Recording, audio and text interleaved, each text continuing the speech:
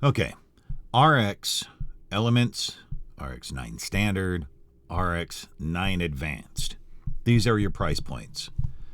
Normally, I see Elements around $19 when it's on sale. They're saying this is on sale, so in case they've increased their rates, whatever.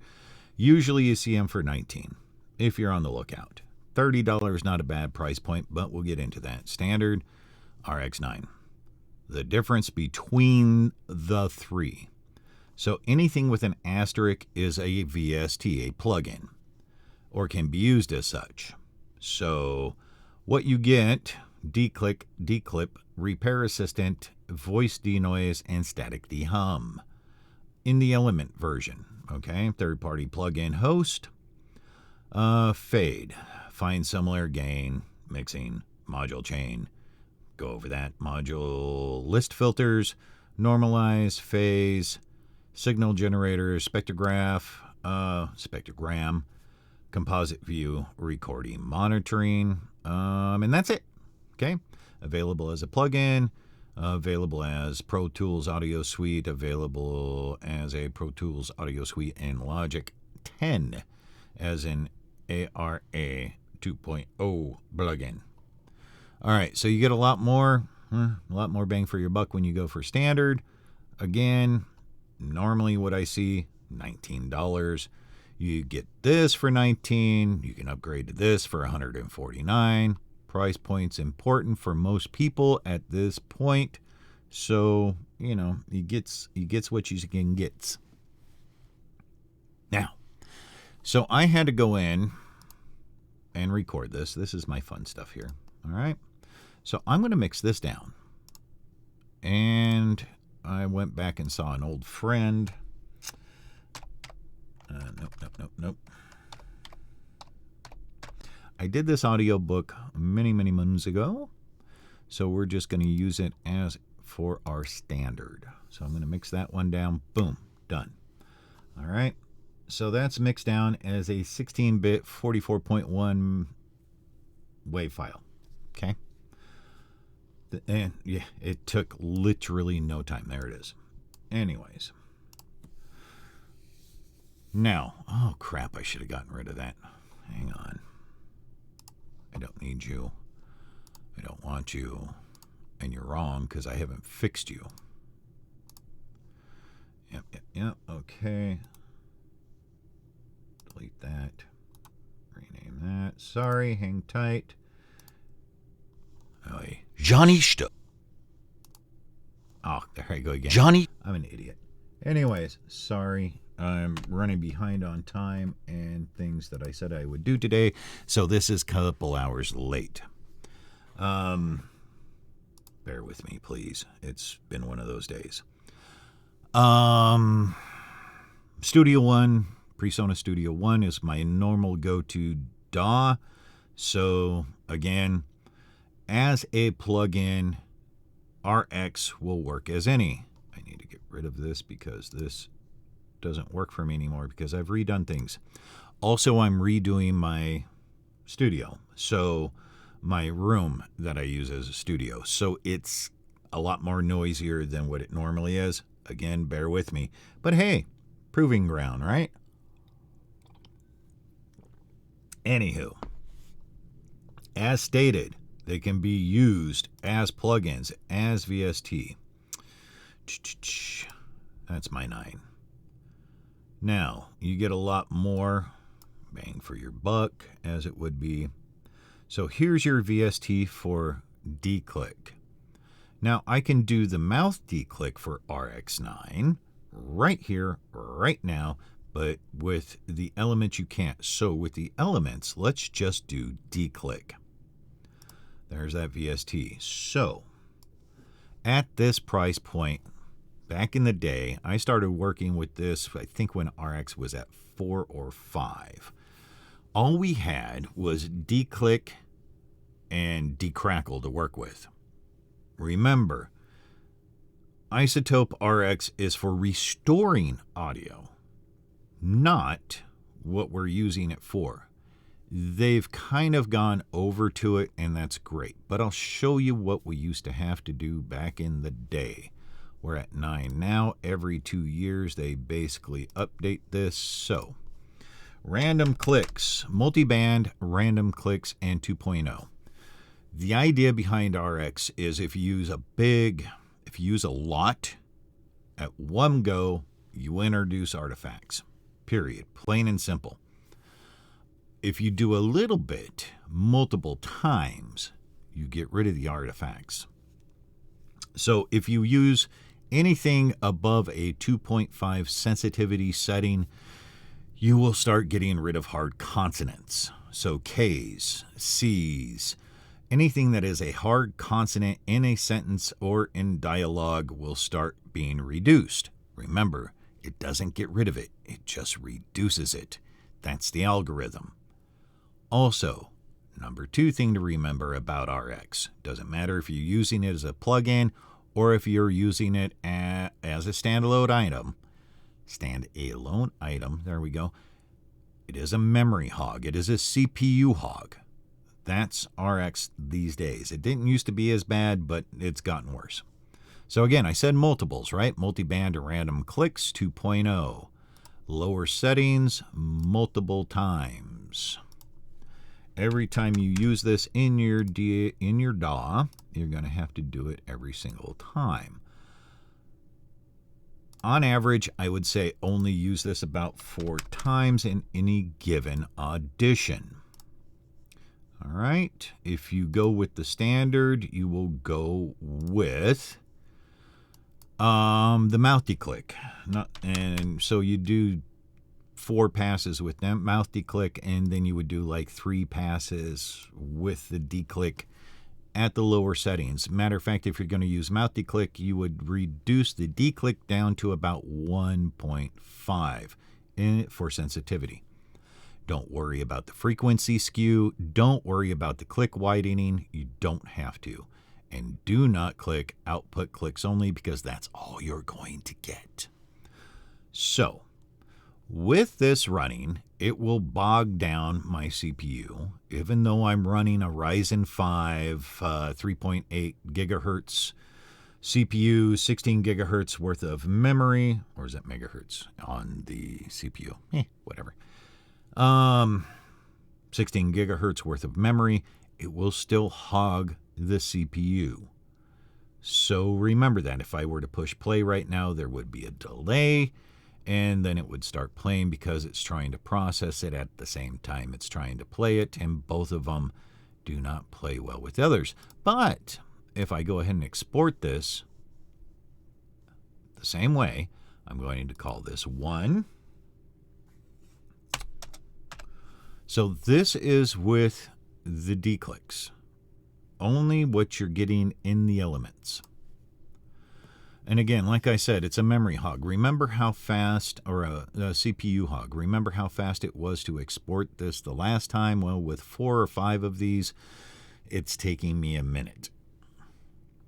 So again, this is going to be RX9, and after this, we'll go into a little compression on the next mix down. So this is going to take a minute to mix down into a standard WAV file, a 16 and 44.1 file. It takes a minute. That's how just adding four of the declicks is how much it's done it. It took a few seconds to just mix it into the same WAV file without any plugins. Now we're using external plugins in the DAW, and this is how long it's taking the DAW, the DAW, to actually work. Remember, all of this is done. These were all created for music files. Okay?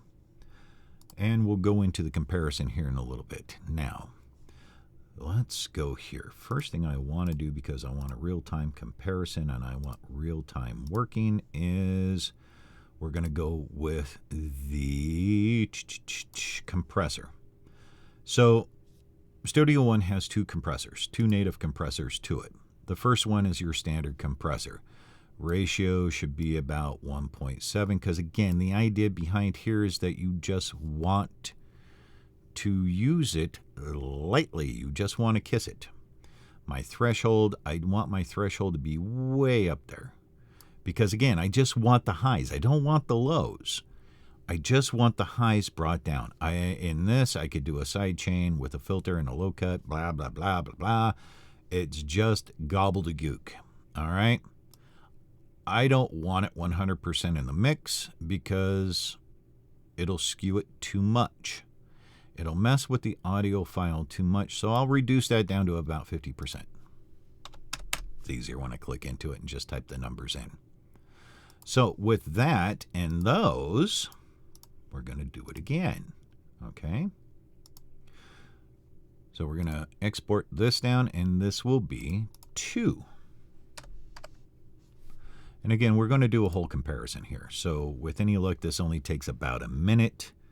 It takes another minute. Again, the native plugins work better than the externals with your DAWs. All right? It's just the way that it is. So I could export this, and I'll show you what it's like in RX9 to do all this work. Again, it's work. To do all this work externally outside of the DAW in the native RX9 audio editor suite. So again, these are just different things.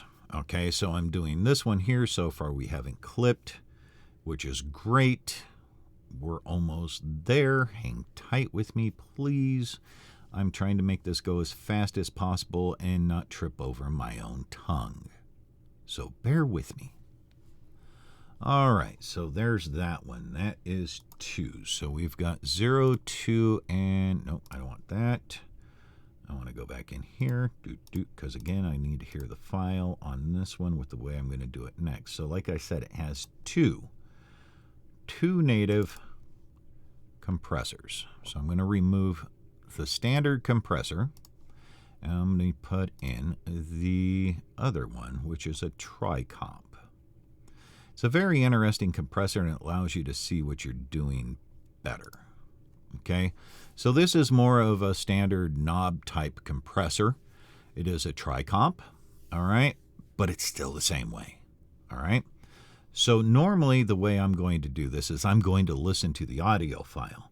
If I hear the audio file, let's see, I think I've got it to where I can hear the mix.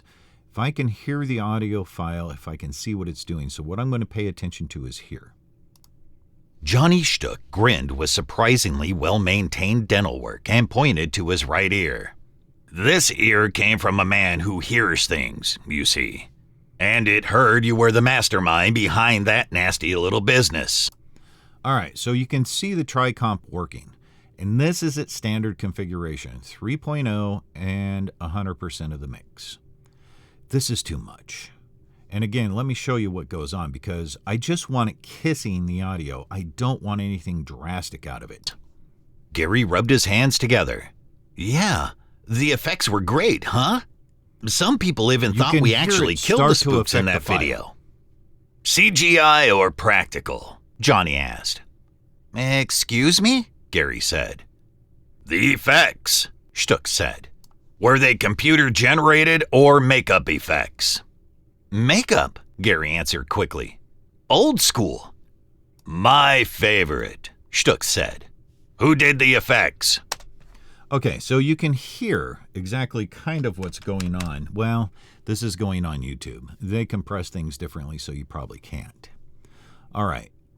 So again, 50% of the mix, 1.5. You literally have to listen to what you're doing. And that becomes a lot of problem because people's hearing isn't exactly what it should be at times. And if you're not an audio engineer, you don't know what you're listening for. So again, this is something you can school yourself on. Listen to what you're doing. Use closed back headphones. Listen to it in the headphones for what you're doing. I don't want to do that. Cancel that. I need to change that number. Thank you. So this becomes 3. Now, we'll have to wait another minute because, again, the native plugins work faster. It's the external plugins. Now we've got clipping. I'm still going to use it because it didn't clip normally, so therefore the microphone is not going to be the determining factor. The software is. So it should not affect the overall sound, and I can lower the clipping beyond that by dropping what it does. But I just want to see what this is going to do. Remember, these are two different native compressors. The first one didn't clip. The second one, even though the original file didn't clip, the second compressor is actually, same settings, causing the audio to clip now. So we're 0.60 dB over 0, which is not where we want to be. But again, we can trim all that down. I want to see what the file actually looks like. All right, clipping has occurred. It's asking me if I want to delete the exported file. No, because I want to listen to it. So this is RX7's native programming right here, okay? These are my waveform statistics. This is what I'm looking at, me personally, when I'm doing audiobooks. That's what I'm looking at. I don't look at it when I'm doing auditions for commercial work because that becomes somebody else's issue. I don't have to do it. I just have to be within. Raw. This is our raw. This is my raw, okay? I'm at negative 3.46. My total RMS is at negative 18.89 dB. Everything looks good. My integrated loudness, negative 17, okay? With the plugins, with the D-Click plugins, this is what it looks like. I've lowered a little bit. With the first native compressor. Wow, what a difference. I'm over 27 dB. No, hang on. Sorry, that's the third one. This is the one I want. With the first native compressor. So this is with the first native compressor. It's not bad. It actually looks good. I'm in control. I know what I'm doing. So this is the plugins and the native compressor. The second native compressor with the plugins. That's what this one looks like. It's all over the place. It actually has more dynamic range to it just by looking at this. Okay, so let's listen to them. Johnny Shtuk grinned with surprisingly well-maintained dental work and pointed to his right ear. This ear came from a man who hears things, you see. And it heard you were the mastermind behind that nasty little business. Okay, so that's the first part. Now with just the plugins. Johnny Shtuk grinned with surprisingly well-maintained dental work and pointed to his right ear. This ear came from a man who hears things, you see. And it heard you were the mastermind behind that nasty little business. Gary rubbed his hands together. Yeah, the effects were great, huh? Now, with the D-Clicks, the 4 D-Clicks and the compressor, the first native compressor. Johnny Shtuk grinned with surprisingly well-maintained dental work and pointed to his right ear. This ear came from a man who hears things, you see. And it heard you were the mastermind behind that nasty little business. All right. And the third. Johnny Shtuk grinned with surprisingly well-maintained dental work and pointed to his right ear. This ear came from a man who hears things, you see. And it heard you were the mastermind behind that nasty little business. Gary rubbed his hands together. Yeah, the effects were great, huh? Some people even thought we actually killed the spooks in that video. Okay, so what do we see? Well, I've got rid of my true peaks. My true peaks were fine on the original take, but now they're gone, and I'm clipping 27 times because you can see those right here, right along the top where they go in. So it's clipping 27 times.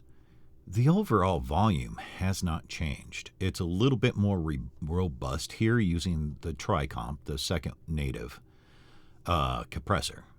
But again, it hasn't done a whole lot, and I don't want it to do a whole lot. using the first native compressor. Not a whole lot has changed. I'm not clipping. My true peak has gone up a little bit, but again, the compression is there. The clicks are gone. And again, the declicker works with mouth declicks along with anything.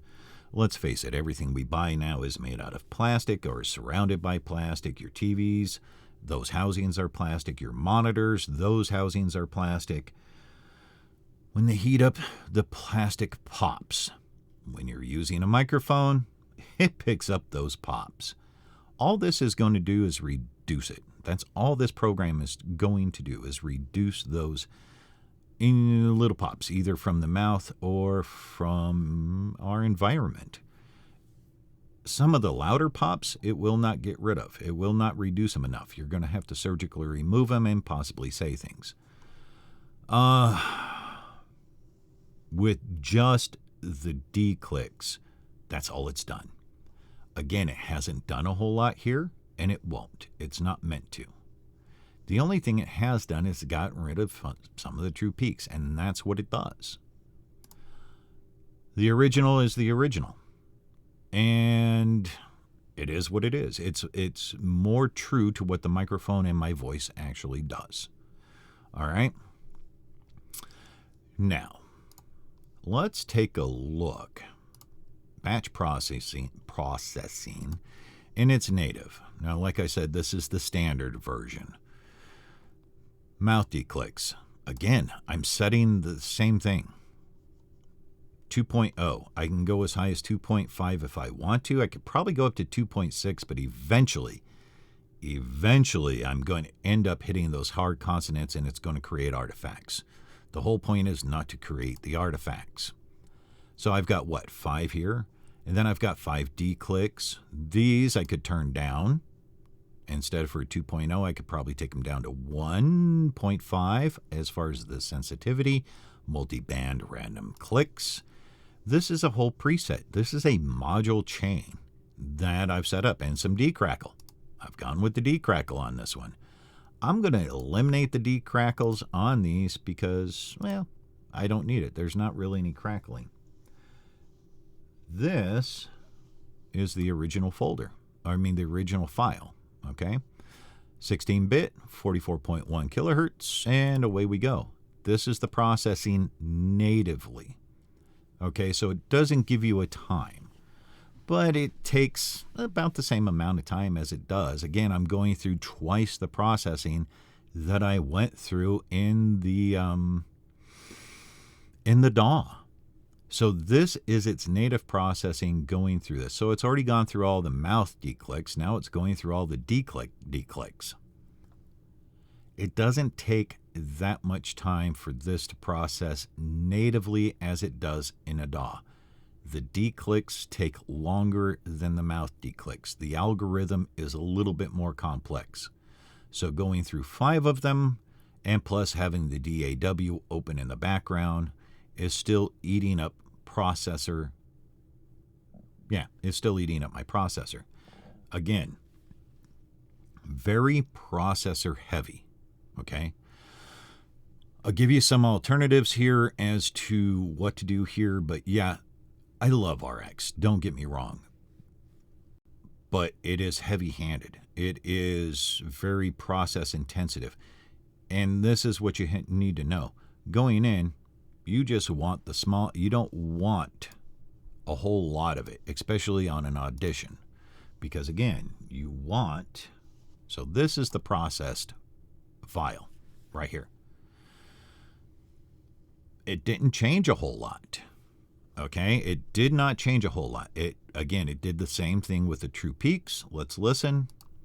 Johnny Shtook grinned with surprisingly well-maintained dental work and pointed to his right ear.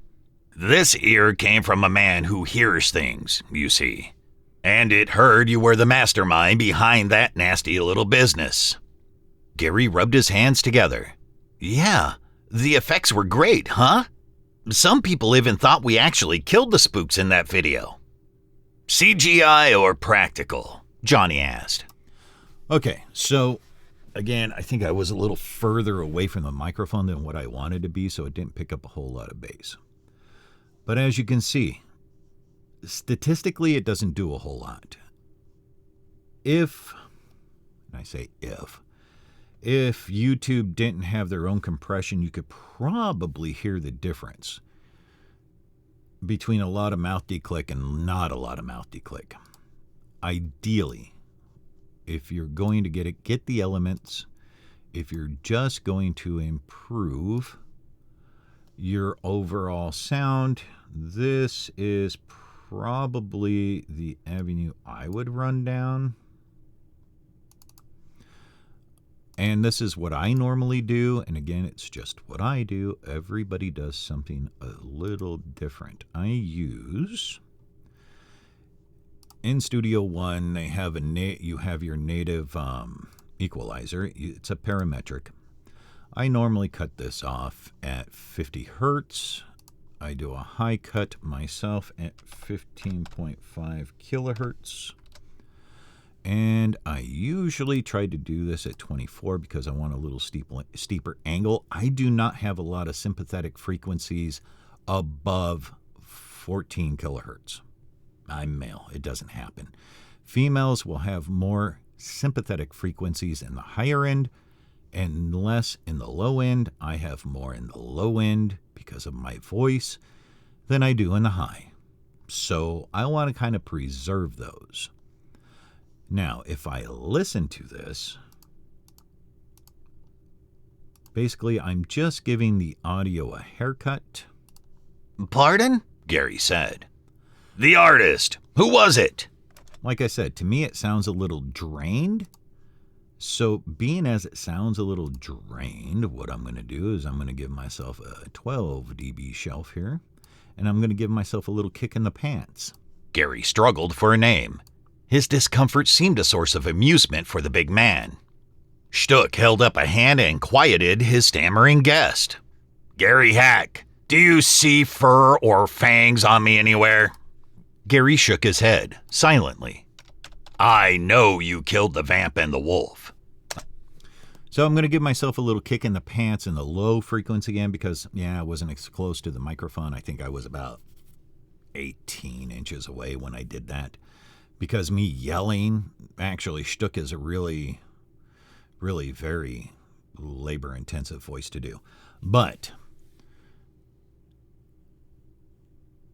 I'll give myself a little kick in the pants in the low shelf, in the low end area. I'll cut some of the low end rumble off at 50 hertz.